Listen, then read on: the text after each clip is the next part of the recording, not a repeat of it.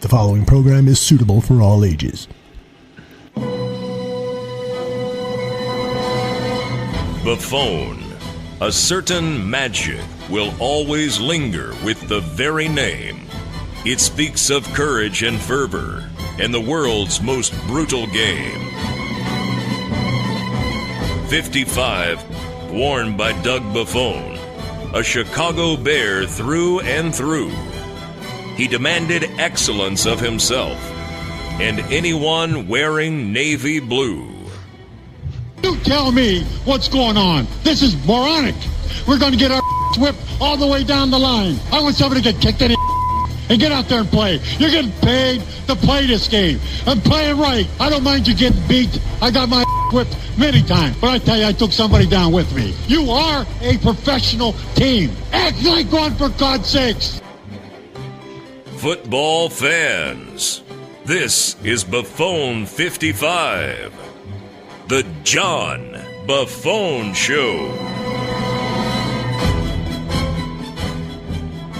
Hello and welcome everybody to another edition of Buffone 55, a fast-paced approach to Chicago Bears football analysis. I am your host, John Buffone. We got a good one for you today. The lowly 49ers are making the trek over to Soldier Field. The Niners are really bad. They're worse than the Bears. So could this be a week that the Bears get into the win column? They're on a 4-game losing streak. We'll see if they can get off the schneid. But before we get into that, I do want to throw it over to my producer, Aldo Gandia, to tell you how the show works. Aldo, go over the premise. You got it. It's easy peasy. I will ask you 5 questions about the Bears, 5 questions about the 49ers. And you, John, have 55 seconds to respond to each question. The 5s, of course, are a tribute to number 55, Doug Buffone, my boyhood hero and your uncle. And just to let our followers know that we are in the chat room, and John has made an appearance in the chat room. I'm in there. Yay! So come and join us, and if you've got questions for John, I will try to get them into the show. And if you don't know how to get to the chat room, just head over to mixlr.com, and then in the search bar, type in Bears Barroom Radio. It should lead you to where we are at. And if you subscribe to MixLR, you will get emails with alerts reminding you when we go live on this show, and also Bears Hour Live, which is live on Monday nights. And John will tell you how to subscribe to the podcast at the end of the show. And before we begin, John, I would like to, I think you know what I'm going to talk about here. I always read your tweets. You've got a series of really great tweets about the Chicago Bears, and then about some of the stuff you're doing at work, at your Philly TV station. Great stuff to read, but these Bears tweets are just getting snarkier and snarkier. For instance, on November 26th, when the Bears were getting walloped, you wrote, "Unless the Bears come out wearing Mighty Ducks jerseys and Emilio Estevez is on the sideline, I'm pretty much done with this game." I'm watching this game, and I know I have to watch all of it because I need to talk about it later on in the week. So I'm almost forced to watch it, much like people in sports media are. But man, for anyone else that didn't have to watch it, what the hell were you doing watching the end of that game? Because it was over in the first quarter. It wasn't even a game. It was just they rolled out there, they threw the ball around a little bit, or they ran the ball a little bit, and then you know what, this game's over. That was the worst excuse for a game I've ever seen in my life. So yeah, I was getting a little upset about it. Well, then tell us what was your thinking behind this tweet, which was like, I guess yesterday or day before yesterday, when Brad Biggs tweeted out that John Fox said this on the releasing of wide receiver Trey McBride. He said, quote, "Just kind of churning the roster. We have a roster spot available. We don't know exactly what we're doing. We have some options," unquote. And then you retweeted that saying, "Probably could have stopped at, we don't know exactly what we're doing." Yeah, he could have saved a lot of ink, probably saved a lot of breath, probably saved a lot of people from having to type stuff out and, kind of transcribe those quotes by just saying, we don't know exactly what we're doing, because that much is evident. That would have been the most truthful thing he said throughout the last couple of weeks if he just would have said, we don't know exactly what we're doing, because at least people would believe that, because there's evidence to show that that's true. So yeah, I think they probably just could have cut the answer off right there with that one sentence and saved a lot of people from having to transcribe the rest of it. Yeah, I think John Fox is becoming a character study now for a failing head coach, because there's just nothing he can say that sounds right now. No, no matter what he said, it's gotten to, like I said last week, it's gotten to the point where we really have to try to think whether or not he's telling the truth or he knows what he's doing. That's a very toxic atmosphere. I don't think that's something that the Bears organization or fans want anything to do with anymore. Gotcha. All right, let's play our game here. Again, I'm going to ask 5 questions about the Bears, and then we go into halftime and turn it over to 5 questions about the 49ers. John has 55 seconds to respond, and the first question is pretty simple. Who are these Chicago Bears, and who should they be given the personnel the team has? John, you're on the clock. Who are they? Well, like I've said in previous weeks, they're a team that's good enough to drive you nuts and eventually break your heart, not including last week. I mean, I was kind of numb to last week. But, all this team does is they do the little things wrong. You know how you talk about how good teams, they do all the little things right? Well, this team does all the little things wrong. They commit stupid penalties. The defense can't get off the field on crucial third down situations. They drop passes that would otherwise be first downs or at least substantial gains. They miss field goals that they need to keep them into the game, and they're a team that's constantly unprepared. They're legitimately out-coached every game, and they have a rookie quarterback that I think is in danger of losing a lot of his confidence because his coaching staff doesn't know how to properly game plan. I think I said at the beginning of the year this was an 8-8, 7-9 ball club, and that still might happen, but it's gonna if it does happen, it's gonna be in a very frustrating way because they had every chance to take a step forward, and they didn't take advantage of one opportunity. This is a team that I believe could have been a 9-win team if they had proper coaching. That's what the most frustrating thing. You look at the New Orleans game, you look at the Detroit game, you look at the depleted Packers team that they should have beat. That would have made them 6-5, and then they have games against San Fran, Cleveland, and Cincy. That's a possible 9 wins this season, and it all just fell apart. So that's who they are. They're an underachieving, poorly coached team that drives everybody nuts. All right. My questions are leading you to some haymakers. Coming out swinging. You tweeted today that you were hitting the boxing bag earlier this morning, and so now it's the Bears' turn, huh? They're in my sights now, yep. Great. All right. The last 10 weeks or so of the Mark Trestman era were, in my mind, an all-time low for the Bears, and I even lived through the 1-13 Bears season. I think that was back in 1969. It was the second year that I was following the Bears, and your uncle played on that team.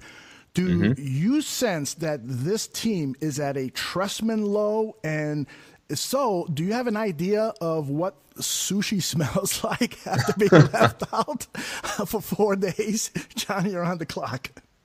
Well, I mean, I've been through some bad Bears seasons as well, but now I'm going through a bad Bears decade. Think about the last time the Bears were formidable, the 2010 NFC Championship, Jay Cutler rides the bike game. I mean, I think this is the lowest because this was supposed to be the rebuild from the Trestman era. This was supposed to be what we were waiting for. And this is what we have. I mean, you know why this is the lowest? Because we are at the point where people just don't care anymore. People are turning off the game. You get blown out by 30 points, and people just don't even bat an eyelash at it anymore. I mean, at least if they would have fired John Fox after last week, it gives the fans something to watch if Vic Fangio is the interim coach. And you have 2 home games left, this week against the Niners and then Christmas Eve against the Cleveland Browns. I mean, unless Jimmy Garoppolo has 10,000 family members coming up to this game, I don't see anybody wanting to really go to this game. And let me ask you this. If someone gives you Bears-Browns tickets on Christmas Eve, are you going? Once again, Bears-Browns Christmas Eve. If someone gives me those tickets, I'm running to StubHub or eBay trying to find a sucker that would actually pay face value for that. So this is lower than the Trestman era because this is the rebuild on a rebuild that's leading up to another rebuild, and it's swimming around the hopelessness area. That is funny, John. And I got to tell you that I actually paid over $100 for tickets to this 49ers game. But you're right. On Christmas Eve, Cleveland Browns, yeah, I don't think so. You know, on one of our shows, we were guessing how many no-shows will be at that Browns game. Let's put you in the pool. You want to give us a number as to how many no-shows? Oh, my God. I'd be surprised if they get half the stadium. I mean, I have a feeling the tickets are going to be sold, so the Bears don't care. They're going to get their money either way. But you're going to see a lot of no-shows there, and it's going to look embarrassing. All right. Question number 3, and you kind of touched on this a little bit. John, on some of our other barroom shows, we've been talking about how John Fikes might be slowing down the progression of Mitch Trubisky. We're seeing a quarterback who just simply doesn't possess the same swagger that I saw earlier in the season. I noted on Twitter that his passes while he's on the run, which were so accurate in preseason, are inaccurate. Clearly, he's facing better competition, but he did have a solid game against the Lions, but if we were to do a bar graph on his performances, he's clearly trending down. What do you make of his development? Are you concerned that the coaching staff is not helping and maybe regressing his development? 100%. Yeah, I think they are kind of keeping him back. I mean, he was a raw, bright-eyed rookie, anxious to get in, and then when he gets in, he's only allowed to throw it on third down, and he's running for his life. Now it just seems like he's trying to survive. These games aren't helping his progression. He's actually regressing as a rookie. I mean, nothing's going to help him until they get a quarterback coach or a head coach that knows how to properly develop quarterbacks. We talked about the Eagles quarterback coach last week, DiFilippo, and how important he was to Carson Wentz's second-year leap. They didn't even let him interview for other jobs because he was so important to Carson Wentz. They need to do that with Trubisky. He's not a lost cause by any stretch of the imagination. I mean, look what happened with Jared Goff last year once he got a quarterback-minded coach. But this coaching staff is poisoning him right now. And I know that's a strong way of saying it, but I that's how I feel. Obviously, Ryan Pace didn't really help him much by supplying him with perhaps the worst receiving core in the NFL. But it's a volatile mix of lack of personnel and a lack of competence from this coaching staff. So until that is behind them, Trubisky's not going to really progress much for the rest of the year. I don't see it. I don't know how. So with you there, and when I go to this Bears 49ers game this Sunday, that's going to be my main area of focus. I'm not really going to care about the score as much as I want to hopefully see Mitch have a good game, regain that accuracy, listen to the post-game conference, and hope that I can hear some confidence in his voice. Mm-hmm. I mean, that to me is just much more important than wins and losses right now. All right, question number 4. The Bears cut Trey McBride, who, as Deadspin.com noted, he had a 92-yard performance in Week 8 against the New Orleans Saints, which was the best single game receiving performance for any player on the team this year, and he also played on 78% of the team's offensive snaps in Sunday's loss to the Eagles. The rumors are that he might have been in a fight. What do you make about cutting a player from a position group that is already depleted? John, you're on the clock. Well, allegedly he was in a argument with Josh Bellamy. So the only thing I can think of is that Bellamy won the fight, so they had to fight for a job. John Fox came in and said, "You guys fight. Whoever comes out last gets to keep their roster spot." So I guess Trey McBride lost there. But I mean, this is par for the course. I mean, on one hand, it's sad that we have to debate whether or not the Bears should really let go of Trey McBride. On the other hand, he did play a significant amount of time last week, so whatever chemistry he built up with Trubisky is now gone. Whatever he did that was egregious enough, I don't know. No one's. I guess they're trying to say no one's untouchable, even though that's not true in the NFL. If McBride was a 1,000-yard receiver with 90 catches, this wouldn't be an issue. Maybe this is a fine attempt by the coaching staff to prove that they run a tight ship off the field, despite being in charge of a train wreck on the field. I'm kind of apathetic to this, which is infuriating. Which it kind of relates back to what you just said in the last question, that you don't really care about the score. That's where we are as Bears fans now. We don't care about the score anymore. We care about what we see as far as a press conference and attitude, which is so infuriating because now we have to worry about attitudes as opposed to whether or not they're going to win enough games to make the playoffs. So the whole thing is infuriating and par for the course for this season. You know, we could probably come up with a long list of jokes about that alleged fight between Bellamy and McBride. Like, for instance, maybe McBride threw Bellamy a water bottle and Josh dropped it. And that precipitated the fight, or perhaps because of Josh Bellamy's poor hands, he probably had to bite and scratch his way to victory in that fight. I don't know. I'll work on the jokes. But let me ask you the next question, our final question of the Bears portion of the show. The Bears claimed Lamar Houston off of waivers, a 30-year-old who has suffered multiple injuries. John, don't you think it would have been better to sign maybe a younger player with long-term upside, a chance for long-term upside? John, you're on the clock. I mean, I kind of understand this signing for the most part. I mean, there's 5 games left. It might take a young guy some time to even learn the system, and there's no guarantee that they would keep him around until next year anyway. Houston at least knows the system. He knows his teammates. He probably understands some of the nuances of Vic Fangio's system. I see this as a Band-Aid for the rest of the year or until Houston gets hurt again. Let's not forget that he got hurt sacking Jimmy Garoppolo. He tore his ACL celebrating a sack and a complete blowout of a game, which is one of the most Bears moves ever. But I do see this as a real indication that the Bears are going to address the outside linebacker in the draft. Nothing's coming onto the market as far as 3-4 linebackers go as free agents go. So that's my way too early prediction that the Bears take an outside rusher in the top 3 rounds. You'd like to see some of the guys like maybe Irving get in there and maybe rotate more with Houston, maybe keep Houston from getting hurt. They're going to rotate Irving in there a little bit, but I don't know if a young guy that they sign now would necessarily even make the 53 man roster. So I see this as just like a Band-Aid and trying to just ride out the season, use as little effort as possible, just how this coaching staff likes it, and throw somebody in there that kind of already knows the system. Yeah, I guess. You know, the one of the knocks that I've had about John Fox is that he's not interested in player development. He's so focused on trying to win games, which, you can't blame a head coach for wanting to win games, of course. But at this point of the season, and with the Bears clearly in rebuilding mode, why not, give some of the younger players more playing time? I mean, we've seen Adam Shaheen's playing time at times. You wonder, why isn't he on the field? Why isn't Tariq? Well, I don't think John Fox cares about developing players. He's coaching for his job right now. Yeah. So whoever he's trying to quote unquote develop right now doesn't matter, because he's probably not going to be in Chicago next year anyway. So he could like to quote him, give a rip. Yep, I get you. All right, now we move to the portion of the show where we ask 5 questions about the San Francisco 49ers, and we begin. John, I need to know what your overall assessment is of 49ers quarterback Jimmy Garoppolo. You're on the clock. Hey, I'm a Jimmy G guy. I was really excited when the rumors started swirling that the Bears could be the front runner to land him. He already has seasons.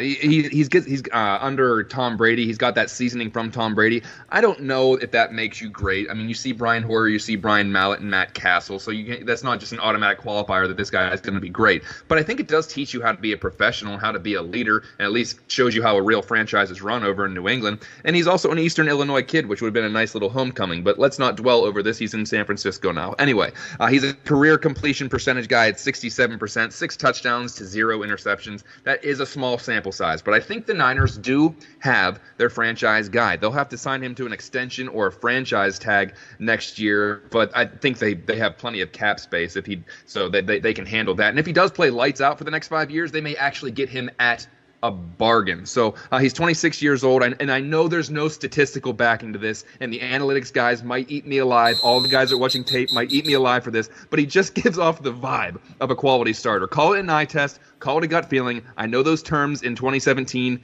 insinuate that I have a lazy lack of knowledge, but that's just really how I see him. He just looks like a starting quarterback and kind of has that, quote, lack of a better term, swagger, that he could be your starting guy. John, last season when there was talk about the Patriots trading him and during the offseason, did you think that the Bears should have maybe made a push for him? Yeah, and I don't know if the Patriots were really unwilling to dump him off, because they ended up trading him for a second rounder when there were rumors that people were offering first rounders for this guy. So I really don't know how that all went off. Maybe they did allow Garoppolo to kind of have some input on that, but I don't see why he wouldn't want to go to the Bears. But I thought maybe they should have made a push. Maybe they did, and we just don't know it. But it's in the past. They have their quarterback now, and that's what we got to focus on, I guess. All right, question number 2. And John, I'm hoping you can help me out here, because I know virtually nothing about this 49ers offense. Given their record, is this raw meat for the Bears defense? John, you're on the clock. Oh, Lord, who can tell anymore? I mean, it should be. All the praise I just gave Garoppolo is heartfelt, but there could be a growing pains game to his first start in his 49ers career. He's in front of what basically could be a hometown crowd. Maybe that's some added pressure there. The Niners are 21st in total offense, 17th in passing, 23rd in rushing. They've given up 35 sacks this year, which is tied for 6th worst.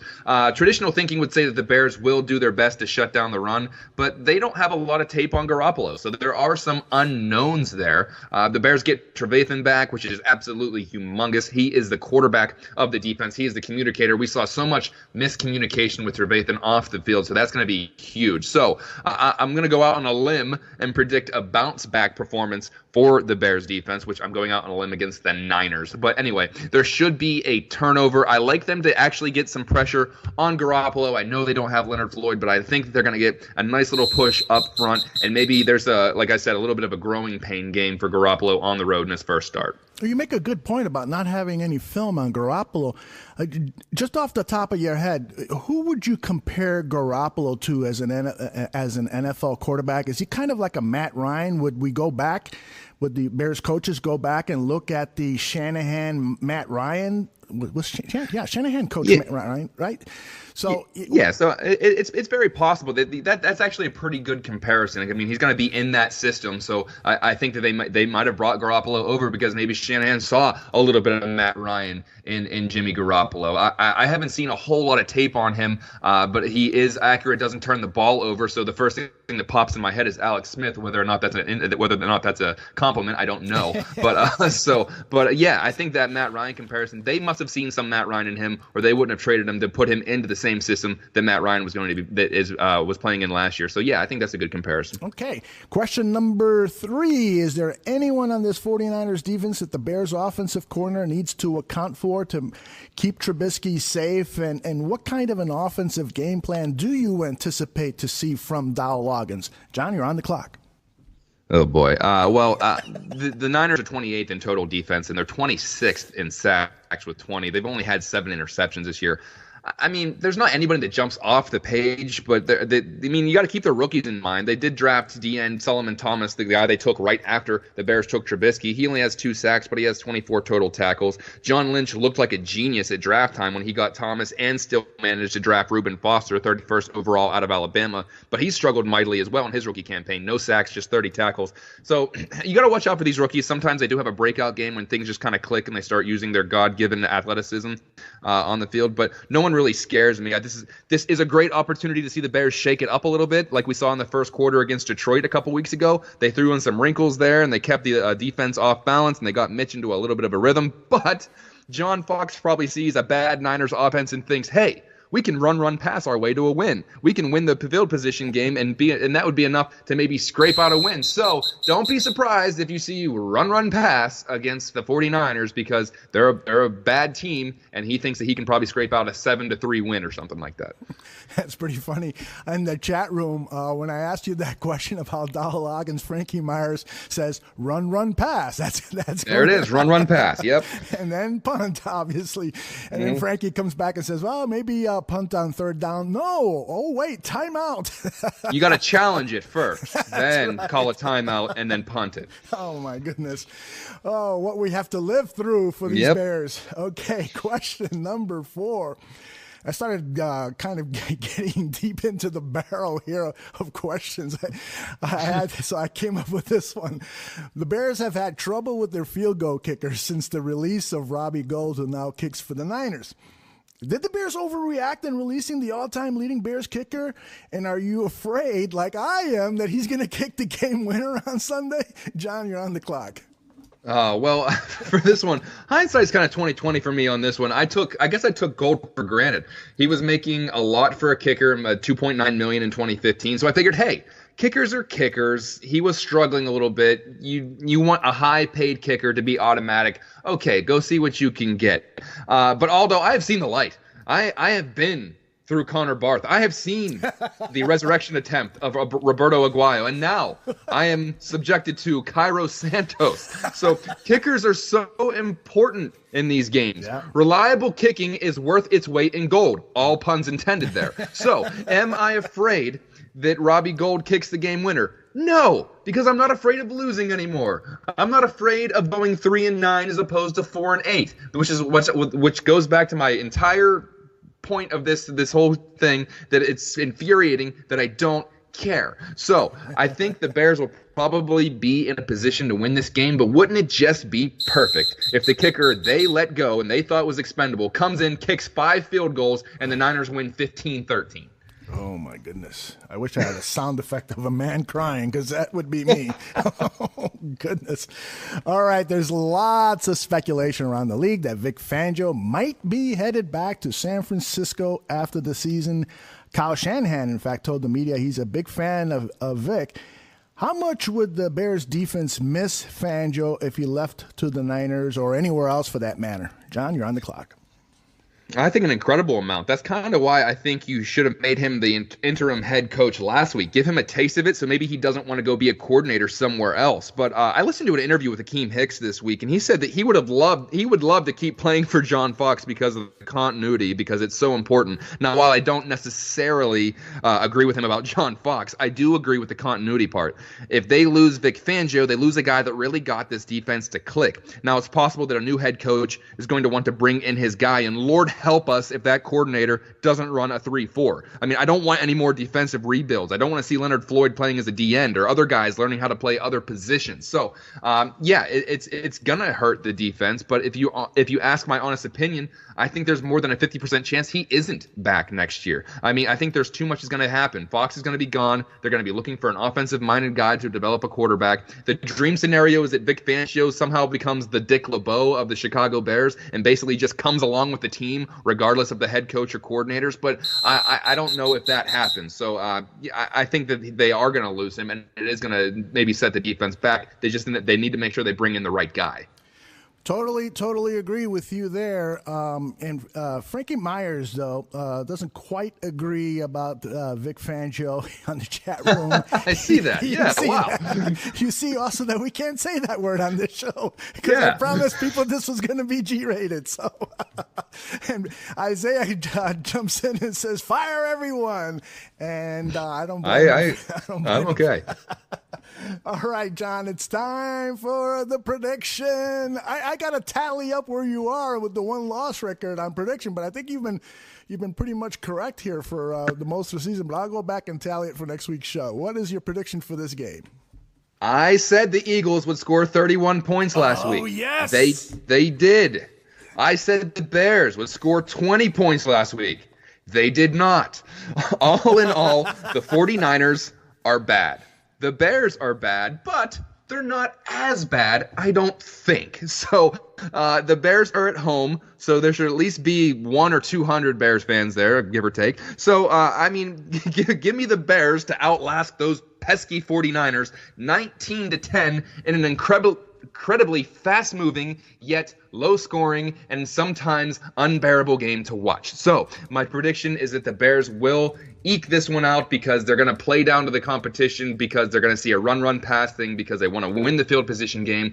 Don't want to turn the ball over to a bad squad, so they're just going to do this vanilla stuff they've been doing all year. So give me the Bears to win 19-10 at Soldier Field and just, go on a tear for the rest of the season. But 19-10, all jokes aside. But the Bears Barroom Radio Network does offer a variety of different shows other than this, so you really got to check that out. Stop by bearsbarroom.com, where Brett Maley has posted his second installment in the series of Chicago Bears' most frustrating in history. Oh my God, I don't know how he goes through this without crying. But anyway, there's also an excerpt from the new Otis Wilson book, If These Walls Could Talk, where Otis recounts a fight he had with Coach Mike Ditka. I would have loved to see how that turns out. And then Aldo, your guest for Bears on Tap this week is Oscar Aparicio. He's the host and producer of the Better Rivals podcast. He's a writer for Niners Nation to give you all the information you need to know on the Bears' opponent this week. And remember to subscribe to the Bears Barroom Radio Network. The easiest way is to go to podbean.com and in the search bar type in Bears Barroom, and guess what? We're going to pop up. From there, you can have it downloaded to any of your podcast delivery channels, and you can do the same with iTunes. Type in Bears Barroom, and there you go. We also have a YouTube channel that offers up analysis of Bears players, and do not forget to follow us on Twitter at Bears Barroom. You can follow me at JD Buffone for all of those snarky Bears comments, and feel free to interact with me on there. I'll do my best to get back to you. But that will do it for this edition of Buffone 55. Thank you for tuning in. Enjoy the juggernaut of a game that is Niners Bears this week. We will see you next week.